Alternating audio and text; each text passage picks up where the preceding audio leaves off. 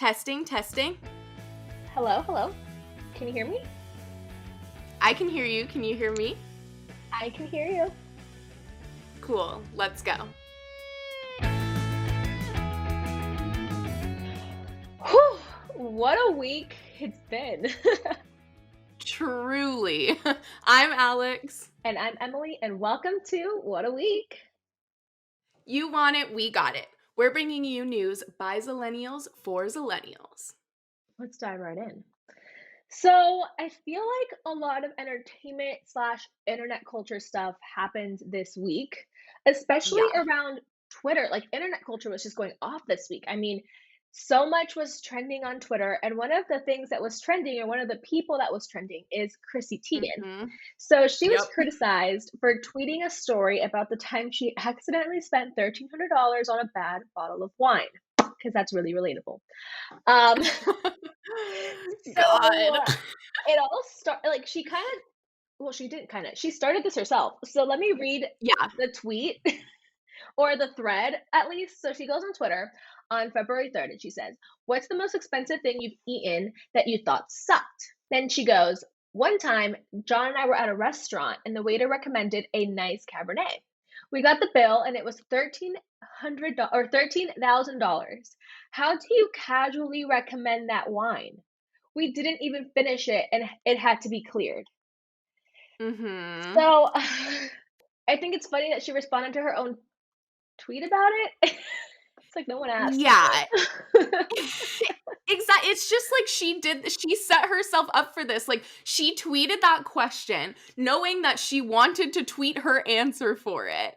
And it's just like, I mean, I have so many thoughts. I was telling you this the other day cuz I was just complaining about this, but it's just like I used to I don't even want to say used to, but I used to really love Chrissy Teigen. Like I was a huge fan of her. Like I thought she was so funny. I loved her and John Legend's relationship and how open and vulnerable and honest she is online.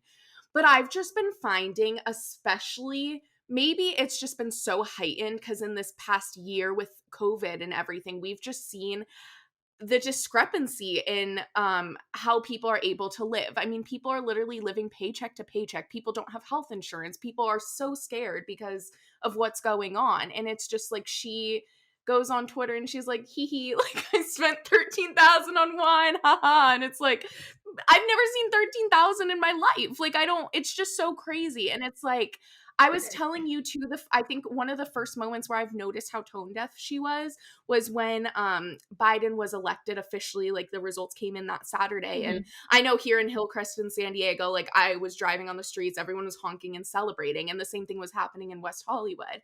And like I compare this, I love Ariana Grande, so I'll just say that. But like there was a video of her driving by and just going, woo, like out her window.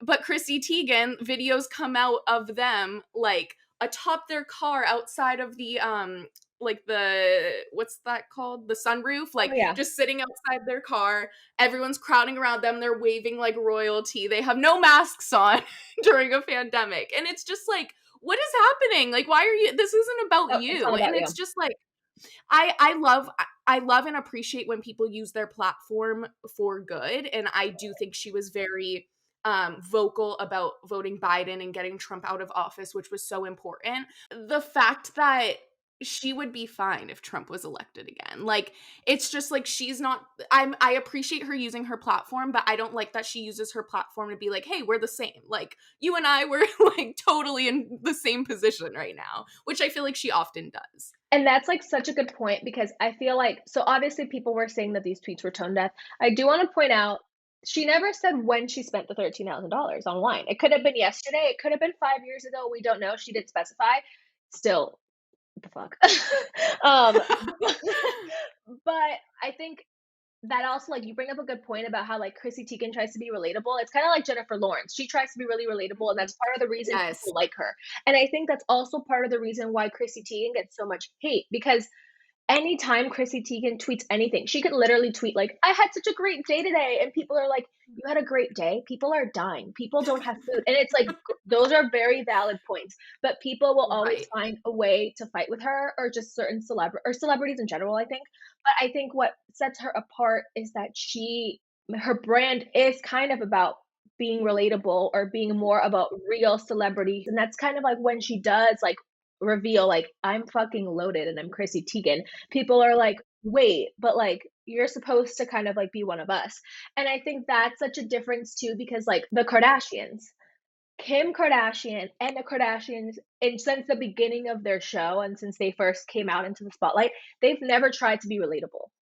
Like, yeah, their show was funny, and, like, at the beginning, it was relatable in the sense that they were just, like, a huge family that was, like, kinda crazy, but they never tried to, like, relate to people. Kim always showed off all the stuff she had, her buying a Bentley, like, everything, and I think they get criticized a lot, which is very valid, but we expect the Kardashians to do that because they're tone deaf a lot, as much as I love them, and, so, like, with Chrissy, we don't really we're still, like, don't expect this from her. And I think it's so true. Like, you think of the Kardashians and they have so much wealth, but they're not like trying to be relatable. And you think of like, I mean, I even think of like, I love Saweetie, like her music, I love it, but she always talks about like being in her bag and making money and all this stuff. And I'm like, that's fine. Like, you flaunt it. You're not pretending to be relatable to me. Like, it's kind of like, ooh, I want to strive towards that now. But it's like, you know what I mean? So it's just such a different level. And I think I don't know, it's interesting. Like, because I appreciate Chrissy Teigen for being real, but it's also like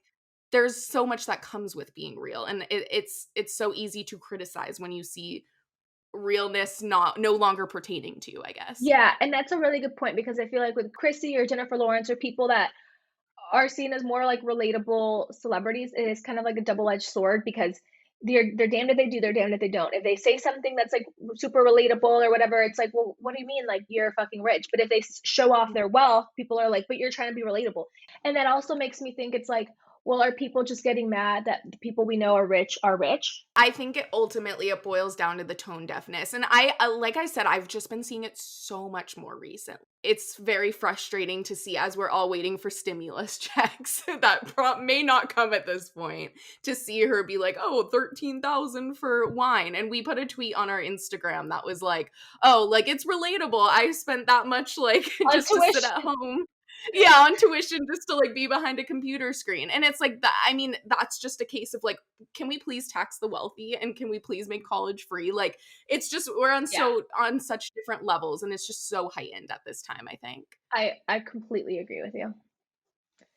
Okay, well, why don't we move on to this is going to be very infuriating. I just want to preface that. And Um we're tapping into yeah. Bachelor Nation, which I'm not a part of Bachelor Nation, but I did start The Bachelor this past week, which I'm like mad at myself. I'm not mad at myself, but I'm like torn because I'm like now that bitch. Like I am that person that like watches The Bachelor and can't stop thinking about like what's gonna happen in next week's episode. But I also Yes. know and see all the problematic things which we will get into about the Bachelor franchise. So I'm kind of like torn because I'm like, fuck, I'm such a sucker for terrible reality TV. Like I'm just such a sucker for that. But also there is like more than 10 things that are wrong with the Bachelor franchise and people surrounding it Yes. that it's kind of like this is why I didn't wanna watch the show for so many years because it's so white, it can be so racist, it could be so mean towards women and, like, come up with this culture, but now I'm watching it and I'm giving money to this culture that for so many years I, like, didn't wanna give to. So I'm, like, Totally. conflicted. No, 1,000%. And it's just like we'll get into the specific people in a second, but I mean, just talking about the Bachelor franchise as a whole, like, I mean, there's a campaign, the Bachelor Diversity campaign. I believe they're pretty prominent on Twitter and stuff in discussions talking about the Bachelor, but they were talking about we need more Black, Indigenous people of color on the show, and we're really pushing towards that. And like because of that, and because of the height of the protests and kind of everything that followed after George Floyd was murdered over the summer, and the Black Lives Matter movement being really mainstream, finally The Bachelor was like, okay, let's have our first Black male lead. And it's like it took them truly 20 years. This show has been 25. on the air since God, it's so beyond frustrating. And I think just at the very core basis of it, Mike Fleiss, who is the creator of the show, is like absolutely sexist, absolutely a horrible, horrible person, and it clearly all trickles down.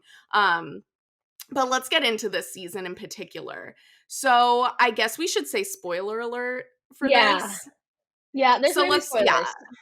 They are. there's gonna be spoilers, so let's just say that so no one gets mad. But from this season, and I'm not watching, so you could probably speak to how her edit is more and stuff. But Rachel Kirkconnel is the winner of this season, alleged, according to Alleged, Reality Steve, I will also be getting into later, Reality Steve. But according to Reality Steve, the winner is Rachel Kirkconnell, which I and had a because of feeling. that, yeah, which because of that, you can usually tell from the edit, and then it's just like you can tell it's just like who's getting the most attention every single season. Like they talk about the winner the most and stuff too, like Yeah. people do. But okay, let's get into Rachel because it's a lot. So I'm not sure if this is the first person to have like opened up about it, but this is definitely the most prominent source. Their username on TikTok is Feminist Mama. And they talk about I originally saw their first video that was like, well, not their first video, but their first Bachelor related one was, oh, who did each girl vote for on this season? And then they went into a deeper dive on Rachel specifically. And if you just watch the video, she has a history of racism, of using the N word, of posing with Confederate flags, with cultural appropriation. I mean, literally so many different things. And they talk about how she actually tried to scrub her social media before going on the show. You can tell because she used to have stuff from PragerU, which is like a very conspiracy theorist like site. She used to have that on her Instagram, took all that off. Literally, she deleted her Twitter, but you can still search her old username and see horrible racist things she has said. So she she tried The fact she had to to delete not. her Twitter, like, it was too bad that she couldn't even, like, delete the tweets, like, she had to delete her Twitter. Yeah, she had to go through delete her Twitter. And that's the thing. It's like the really awful disturbing part is the fact that she tried to appear not in this way and she still has things out there. So it's like how many more things do we not know that she was able to get rid of? That's the really concerning part. So I highly recommend everyone checking out Feminist Mama on TikTok to explore all that. But it's just like the most recent thing that just came out. That's, I mean, all of it has been disturbing, but this is just like, are you like Like, what? there's no words.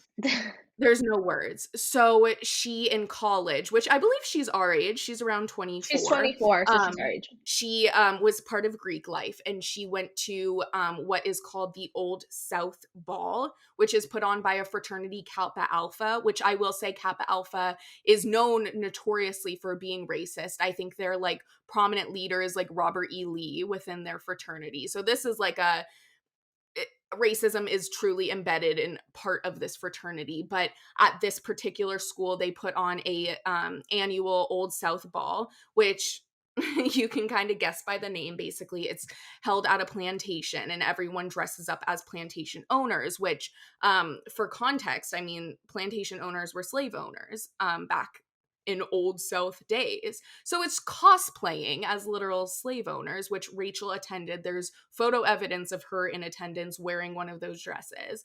And it's just like it's it's just there's no words. I mean, it's so awful. And it's like It happened 2 years it's ago. just so awful. It was so recent. Like it's just there's truly no words.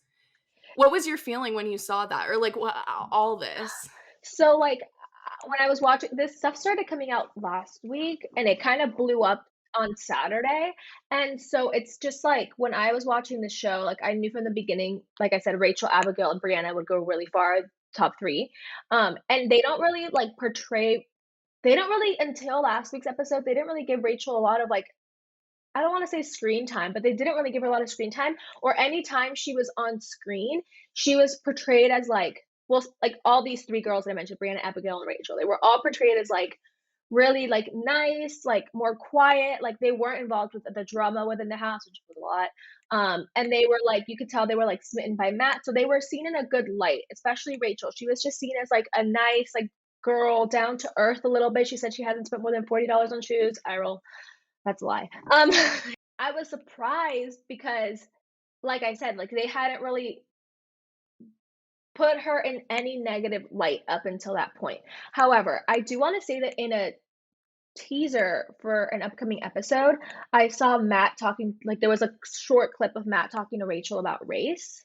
So I'm Mhm. curious if that's something they're gonna explore more because Matt did go on, Entertainment Tonight and was saying, like, um, like, what you do on social media could really have impact, but, like, hopefully she'll have like time to defend herself because when the show's airing, you're not allowed to speak. Like if you're on the show, you're not allowed to speak to anyone or say anything about the storyline, how people are portraying you, or anything until the show's done. So Rachel is going to stay quiet until the show is done, and the only person that could speak to any of this is Matt when he's doing press. And so I'm curious if they're gonna like mention anything about it. But I was surprised. But then I was like, why am I surprised? I don't know anything about Rachel. Like I only know Right. how The Bachelor's portraying her. Like, in what world is this acceptable? Also, like, it's 2018. Not saying that if you did this in 1990, it would be acceptable because it still would not.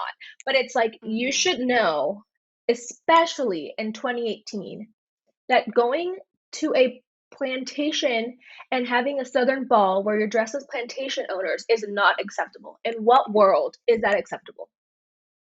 And I think that's almost the worst part because it's like I've seen a lot of comments. It's so easy to be like, "Oh, that's the South." Like, of course there's racism there, but it's like there's racism everywhere. First of all, and it's just like I think that speaks to how okay people can be in their racism. Like it was 100%. 2018 and she should have known better. She really should have, but she was like, I I don't don't care. care. Like, I'm still gonna go to this. Like, I want to take my pictures at the ball, like, whatever. And it's just, it's so awful. And I think it speaks to it. And I think, like, I'm kind of like all over the place in what I want to address next because there's just so much. But it's just like I think next we should go to Matt specifically. And I think it's kind of important to note that I don't know necessarily if this will be a deal breaker for him because he does we have found out that his mom is a Trump supporter. So there's that on the table, that fact. Also, another thing I actually wanted to add, Rachel's sister is trying to defend her on TikTok and stuff. I saw it popped up on my For You page and I was like, ew, I don't want to see Wrong, this. It was like, not the right demo. yeah, it was like a video of them dancing. And so I clicked the comments just because I wanted to see what people were saying. And someone asked, who did your sister vote for? Who did Rachel vote for? And the sister replied, Biden. But it's just like, just because one vote you did one time does not like negate any of this racism that you have done in your past. So Yeah. but I did want to say that just because that was another thing that was on there. And so I guess that'll kind of take me to my next point that I want to address. So Reality Steve, who is pretty, I'll say notorious, I won't say famous, Yeah. I'll say he's infamous in the Bachelor community for releasing spoilers, but he's also just so I'll say what he's problematic. You can tell, but I didn't know truly the extent of it. But I'll just say this: I saw him tweet the other day. He was like, "Should I interview someone who can speak on Rachel's who can speak on her past, who can speak for her, and interview a family member or something?" And everyone was like, "No. Like, why would you do that? You're just giving a platform for what are they going to say? Like, I'm They're not gonna deny racist. Like, what else? it. They're going to deny it. What else can they possibly say? We see the examples. It's like actions speak so much louder than words. You can say whatever you want to say, but we see the examples of her racism." And he posted that, and then people were like, "No." He literally put a poll to ask, and people responded no. And he was like, "Okay, well, you all are just being like." He was replying to this one girl and said, "You're just being a troll." And it's like you literally asked first of all. So like Reality Steve annoys me. And then I looked onto I was looking at Reddit the other day, at the Bachelor Reddit, and I saw just this whole past stuff he has done in years past. And the one I only started watching the Bachelor Ben season, which I think was like 2015-ish. So I'm only familiar with people from then on, really. So I don't know some of the other examples he used, but literally Jade, who is married to Tanner, they were from Bachelor in Paradise season 2, I believe. And they're like one of the most famous kind of from the franchise to come from it. She, before her season, before Crystal's season, she posed for Playboy and was very kind of, I'm not sure how open she was about that, but it was a known fact. And like, first of all, who cares? Like, if someone poses for Playboy, they can do whatever they want. But Reality Steve dug into her that season and fully slut shamed her, talked about it, posted the photo any chance he got, like completely objectified her, slut shamed her. Absolutely disgusting, disgusting behavior. And he has done that so much in the past. And it's just like, this is the person that we're looking at for Bachelor information. It's just, I feel like it's just a test of how problematic the Bachelor can be. Yeah. And I have a couple of other examples I want to just touch upon real quick. Chris Harrison has a history of voting for Republican Can't candidates. stand him.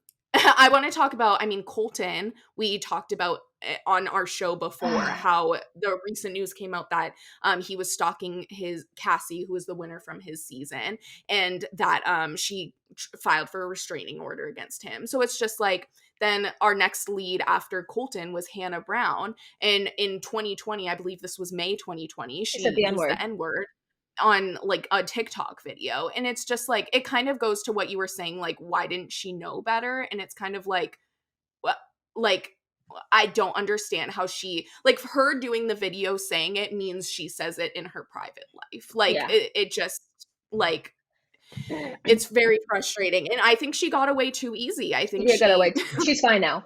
And that's the yeah, thing she's too. fine. Colton's gonna be fine as well. Like, he's gonna play Yeah. off the radar for a while. He's gonna work, which is frustrating. And it's like The Bachelor, they like do a deep dive into who you are as a person and your history and Mhm. everything. So like they knew that Rachel had this stuff. Like anyone on the show Yes. who has, they have the dirt on anyone who's on that show because one, they're gonna bring it up, right, for ratings, but also like they just know. So it's like the fact that like they know that she has this history or that she's done all these things on social media and they still put her on the show is problematic. Right. But again, like we're not, are we surprised? Like the Bachelor has a history of being problematic. I mean, this season they were feeding into bullying. For the Mhm. first I like 5 know. episodes where like girls were just getting bullied and it's just like, and finally Matt found out and kicked them out. But I do want to bring up this tweet that I saw and I'll pull it up for anybody watching the YouTube, but it was just saying like what's more problematic, that Rachel did all this or that Matt might not care. Mhm. I Because know. I mean, obviously this is coming out after the season has been done filming. So let's say Rachel does win. Are they, I'm sure they're gonna stay together for like the after the final rose, whatever thing. But it's Mhm. like, are they gonna break up soon after? Are they gonna stay together long term? Because if they do stay together long term, that says a lot about Matt. Like, Right. do you think there's anything The Bachelor can do to fix this? Or like to fix the reputation they have? Because it's like such a long route in their history of being so problematic and racist or just or like Mhm. not, or not, maybe not racist is not the right word, but like just having a history of not having diversity, or like every season Right. they're accused of like keeping the Hispanic or the Asian girl around even though they have no chemistry with the lead just because they need Mhm. someone like of color. Like Right. you know, so it's like, do you think there's anything they can do to like turn it around? Um and I do think racist is the right word. I think it is a very racist franchise. I don't. I think throw the whole show away, Yeah, honestly. I and don't it's think not it's gonna happen. Too solvable. many people watch the show for it to not I air. They have know. so many I do spinoffs, like wonder. Yeah, I do wonder if in a few years it'll start to be like obsolete, cuz I mean their ratings have been going down. I think ever since Ari's season maybe, which was like 2018. I yeah, think their ratings have been going down. So I don't see it lasting longer than maybe 5 years from now, yeah, which I think is probably for the best. I think yeah. it's infixable at this point unless they got a totally new, like Mike Fleiss was no longer a part of the show, unless they like from the top like uh what's the word? Like reinvented it, Yeah. like redid it, whatever. This Otherwise I yeah. don't think it's savable. So our Yeah. last section is Whew. another, like, hot topic, so we're probably just gonna also Yeah. talk about it for 15 minutes. But Yeah. buckle up, we're talking about Britney, bitch. Oh Yes, my god. I have so many thoughts, head. So this week, the New York Times released Framing Britney Spears on Hulu. It's a documentary that examines how the pop star's father, Jamie Spears, ended up in control of her career and person, and how Britney is now trying to regain control of her life. So the documentary gives us background on Britney's childhood, her early success in the Mickey Mouse Club, and also her rise to becoming this pop princess in like the 90s, early 2000s, as well as her mental health issues in 2007, 2008, and her life now and like the ongoing battle with her conservatorship. And it also looks into the hashtag Free Britney movement.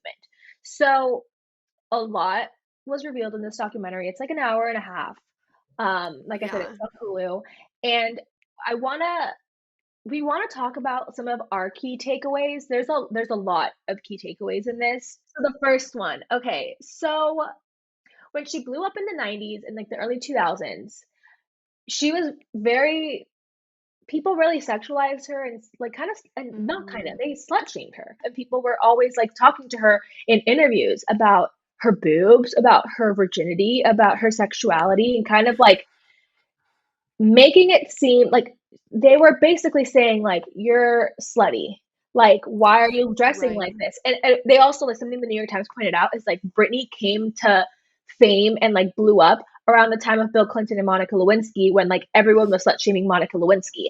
Yeah, and I think a huge I mean all of it, I just want to say this whole hour and a half, hour 20 minutes, whatever it was, every single moment was so important, I think, to the Yeah. story. Which I think a lot of documentaries will put things that it's like, this part doesn't we don't need to see this. But like every single part equally made me so angry and equally was important. And I think in the very beginning, even before she got that oops, I did it again fame and before she really became mainstream, I think even this was maybe around the time of Mickey Mouse Clubhouse or maybe right before. She had just done a performance. It was her and a little boy. She was like 10 in this. And the interviewer was this old man. And he was like, do you have a boyfriend? And she was like, oh, no.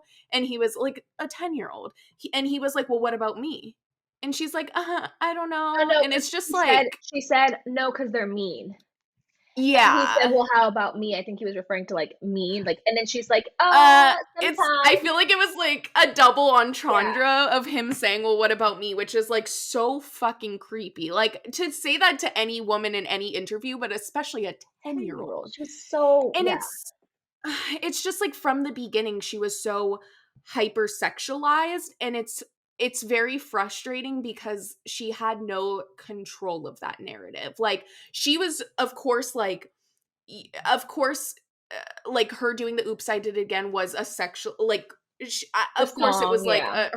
her stomach was showing. It was like a song that was like that, but it's like that was that, and everyone in the media kind of took that way overboard, if that makes sense. Like, Yeah. and I just think about, I think something that I kept thinking about, especially in the beginning, was the way she was hypersexualized in interviews the way she did. And I just think about, like, I am a huge Ariana Grande fan. I think everyone knows this. I have her right there hanging up.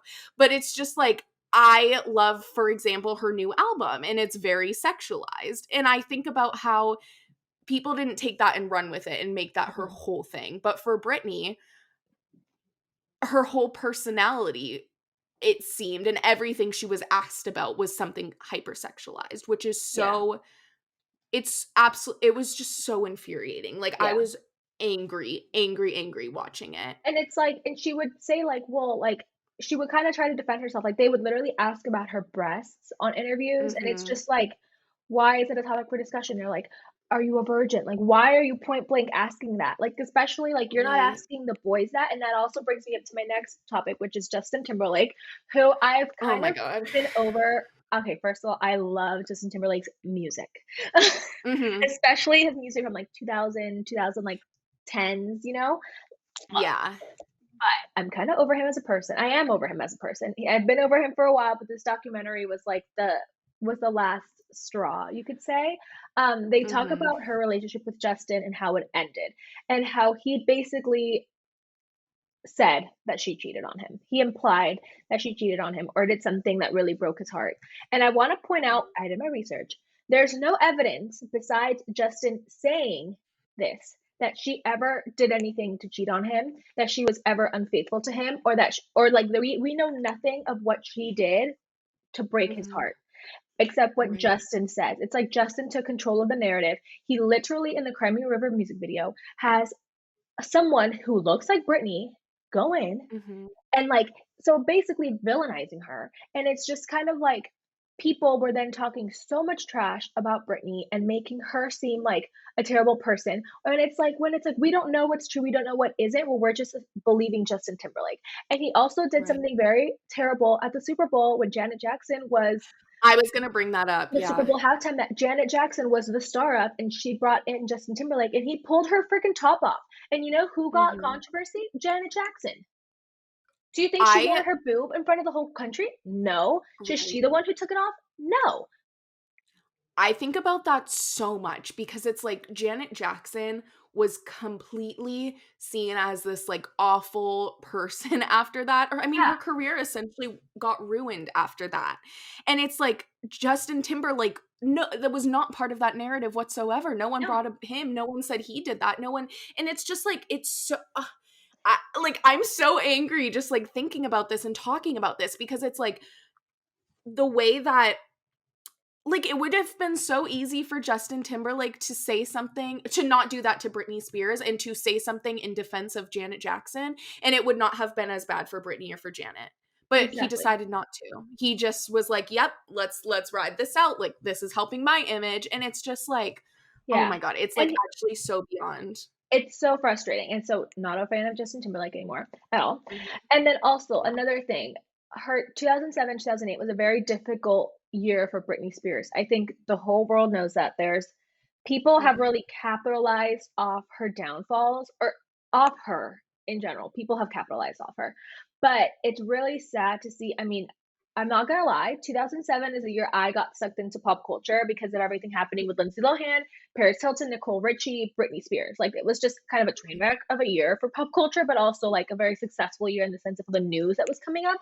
But it's just like Right. Britney was not okay. Like she was going through so much. She lost custody of her kids, could couldn't really Mhm. see them. She was going through so many struggles, and people just called her crazy. She was sent to the Mhm. hospital twice within, I think, a month. She, people like looked at her shaving her head and were like, she's lost it. But they didn't like think about like, well, what is she going through? Like maybe she's just over it. Mhm. Maybe she just, like, wants to I shut know. off all this thing that people are saying about her. Like, people are, like, they interviewed paparazzi, or one person in particular. The guy so there's, like, video and pictures of Britney after she shaved her head attacking a Mhm. paparazzi's car with an umbrella. They interviewed the guy whose, car she hit with the umbrella, and he was like he made it seem like what he was doing was okay. He was like, "I was going up to Britney," and so he says, like, leading up to that, she had gone to Kevin Federline's house, who's the dad of her 2 children. She had gone up to his house, and he didn't let her go in and see her kids twice. So Brittany was already in a bad state, and they go to, like, a Jiffy Lube or something with her cousin, and she's in the car just waiting for her cousin to come back, and there's paparazzi all over, and this guy is holding a camera, and he's like, "Brittany, I'm just gonna ask you a couple of questions, you can answer, and then I'll go home." And it's like, Mhm. why like, if you know she's in a bad state, why are you even, like, talking to her. And then she's frustrated and she says and she tells him to, like, fuck off and hits his car. Obviously, not a good look. But also, like, why are you doing this? And then the interviewer asks the paparazzi, he's like, "Well, did she ever say, like, 'Leave me alone'?"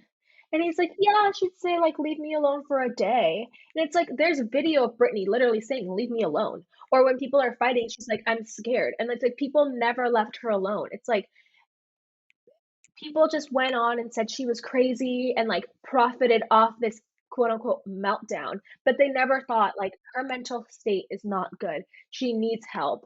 Like, we need to stop attacking her and following her every single move because this is contributing to her terrible mental health. Mhm. I know. I think, God, I mean, something that really stood out to me in the documentary was she was being interviewed by Matt Lauer, who at the time was in working. And he asked her, "Is not having the paparazzi around you your biggest, one of your greatest wishes?" And she said yes, and then immediately just started crying. Now that like we're more aware of mental health struggles and maybe we're experiencing them ourselves, it's just so sad to see what she was driven to do because this was something that was built up for like 9 years. and finally she had enough, and we look at it like, oh, this person with the umbrella, like, why did she do that? But it's like, these people, what could she do? These people would not leave her alone for 8 years.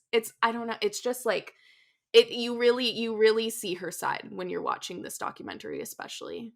What would you do? Like, like, if you were put in that situation, like, I'd be freaking over it too. I'd wanna hit their car with an umbrella. Like, it's like, Literally. she has nothing left to give, and so this whole thing happens. She goes to the hospital. She, is sent to UCLA again for the second Mhm. time, and it's a 5150 hold, which is pretty intense, and so after Mhm. that, they give her the conservatorship, and Mhm. she reluctant you have to agree. So she reluctantly agrees, and it basically is like I don't wanna say the beginning of the end, but I think it is in a way the beginning of the end for a Right. lot of things for Britney. Like, yeah, when you look at it from a outside point of view, you're like, "Wow, Britney's comeback was pretty freaking amazing." Like, the fact that Mhm. she had this meltdown, to that meltdown, quote, she was having health issues, mental health issues, but you Mhm. see her, like, struggles, 2007, 2008. By the end of 2008, she's released an album, she's touring, she's doing, Mhm. award shows, she's, like, back to being, like, the pop princess everybody loves, but you're, like, literally, like, 6 months ago, you were in a hospital getting help. Like, how is this Right. healthy? Like, yeah, the comeback is great, but, like, how are you doing? Like, did they address any of the issues Britney was having, or did they just force her to go back to work? Like, on paper, it's like, wow, look, like, her dad, Jamie, who's in charge of her person and her finances, is like, "Look, I was able to turn it around and make this so profitable, and now she's good and she's consistent." But it's like, is she, like, behind closed doors? Like, how is she? And they Mhm. just, like, put her to work, and she did Vegas residencies. I mean, she became the queen of Vegas before her having a residency. Everybody kinda looked at, like, you having a residency in Las Vegas is like, "Oh, your career's over, and, like, now you're going to Las Right. Vegas," and she really changed that narrative. And so, obviously, in 2019, she was gonna announce her Mhm. second Vegas residency at MGM, and she ended up canceling and, Right. saying her dad was going through health issues at the time, so she said that was the reason she didn't wanna continue, and she hasn't worked since. It's not that she needs Mhm. to, but apparently as long as her dad's in charge of her conservatorship, she's not gonna work. And that's kind of when the Free Britney movement started, and she's come out in support of the Free Britney movement and said she really appreciates her informed fans, and, like, she's been very vocal about not wanting her dad to be in charge of her finances or her person, and so it's really, Right. like, you just really feel bad for Britney. She's been through so much, and it's like, I think as a fan and as a Britney lover, I just Mhm. want, like, whatever makes her happy, and I think that's what a lot of people in the Free Britney movement want too. Like, if Britney comes out and says, like, "No, you guys are wrong. I want Jamie to be my dad to be in charge of my conservatorship," people would back off. Right. I think it's because she's been so, like, giving hints and kind of in support of the movement that people are really fighting for her, and that's part of the reason I think she's been able to get her dad and a bank to be in charge of her finances, so I feel bad. Totally.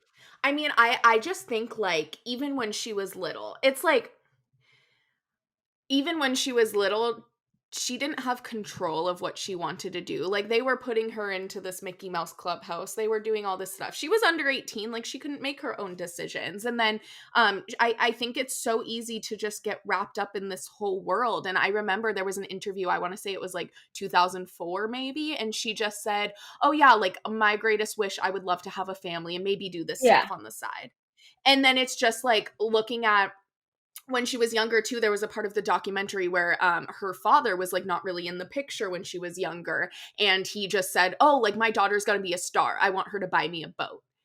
And then it's like all these mental health struggles really heightened in that 2008 time, and the father immediately comes back into the picture and takes her, and then it's just like she's like a workhorse, like show after show after album, and it's just like she never had the opportunity to do what she wanted to do, which is just to, like, live normally and just raise her family, and you could tell how much care she had for her children, and that's all she wanted to do. And then it's just like looking at it now, looking at her Instagram just feels so, and I don't want to make assumptions, but it just feels so, like, unlike her and so creepy almost. It's just like the videos she uses, which it's just her, the way she acts on social media is not how she used to. Like the messages seem so like cryptic and seem like it's like trying to get a message out.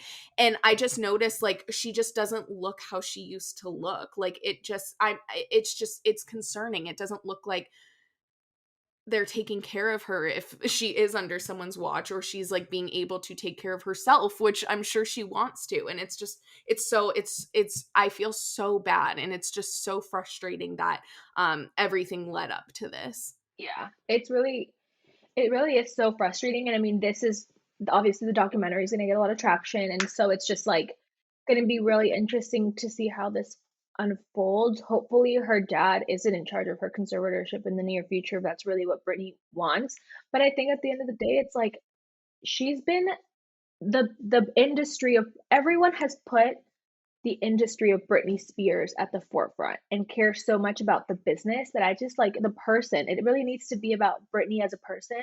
And so hopefully like she'll finally be free and like be able to make decisions that she wants to make. And if she wants to work again, she gets to work. And if she doesn't, she doesn't. And if that means we never get to go to a Britney concert, oh well. Like if that's I what's best for agree. her. So hopefully, you know, maybe this documentary will open a door and get more it will get more media attention and hopefully like this will be one of the reasons maybe that her dad gets taken off a conservatorship and she gets to really be happy. So that's I think what everybody wants for Britney. I agree. And I think just the conservatorship is so unprecedented in this way because it's usually used for elderly people who can no longer care for themselves. And it's really never been used for someone like Britney who has a say and is saying like can do it on her own. And so I don't know how this law works or how this works to get rid of it, but I hope more attention is going to be good for it or good Exactly. for her. Exactly. Well, that does it for our topic. So now let's get to the good news of the week. Alex, what's up with Yes. you? What are your good news? I will say I cut my bangs finally, which I've been meaning to do, and I Oh, like them. They're kind of fun. And also, I had a really fun gossip sesh this week, which made me realize how much I miss gossiping. With shout out to Trinity. But yeah, I we love gossiped for that. like an hour, and I was like, I literally miss gossiping. Like, it's the best part of real life. That's kind of how I felt we just talked about for like everything for an hour. I'm like, oh, that was like so rewarding for my soul just to like talk about. I know. I think so too. I totally agree with you. Well, we'll get into y'all's good news of the week. So first we'll go to Jack. He said, "Picked my peppers from my balcony garden." Love that. Yes, love that. And then we'll go to Charlie, my cousin Carlos. He said, playing guitar all week and thinking about my new tattoo. Ooh, love that. Trinity, who I just shouted out, said had a fat gossip sesh, which that was with me, and got to make my podcast debut on Dating or At Least Trying. Yay! Love that. Kendall said, going to look at a golden retriever puppy tomorrow. Oh, that's so cute. Which I love that. I want a dog in my life so bad. Christopher said, spending Lunar New Year's with the family for the first time in 10 years. Oh, Which that's I love that. That's so awesome. cute. I love that. Andrea said, been able to lower my monthly expenses by at least $200 a month. Woo! Then Kimmy said, I put in 2 weeks' notice at my toxic job. Oh, love that for you. So Important, happy for you. important. Kristen Rivas said she kept little promises to herself. Oh, I love that. Olivia said, harvested the most delicious carrots from my garden. Albert said, finally found some motivation to write. Love that. I need that. I need that. John said, I accepted a job offer with the city under the housing department. That's Yay! awesome. And then I'll give mine. The Dodgers signed Trevor Bauer, which is freaking amazing. He's a pitcher, and I'm hyped. Yes. Hyped. I love it. Yay. Well, thank you all for submitting your good news. Yes, thank you. And I hope We you guys need some enjoyed. good news. We do need some good news. I hope you guys enjoyed the episode. Don't forget to follow us on social and on YouTube. Make sure you subscribe, turn on those post bell notifications. It's What a Week Yes. with Alex and Emily. And you can also become a Patreon if you like what we're doing and want to donate. You can just be a Yes. Patreon for us. And find us on Instagram at What a Week Show, and find us on Twitter and TikTok at What a Week Show _ And next week, we're going to be having a Valentine's Day special advice episode. So if you want to ask us advice about dating, relationships, sex, work, friendships, whatever you want to ask, you can do so at bit.ly/WAW, so What a Week Advice. And we will put that in the show notes as well. And it's also in our link in bio on Instagram and Twitter. Yep. So thank you so much. And don't forget our book club. We're having our book club. Thank you to everyone who signed up already. We're very excited. So just sign up. It's also going to be on our link tree, and I'll post the link to sign up on our YouTube description. So yay. Yes, an announcement coming for that this week. Yay. Thank you guys so much. Have a great week. Stay happy, wear masks, and be nice to one another. Bye.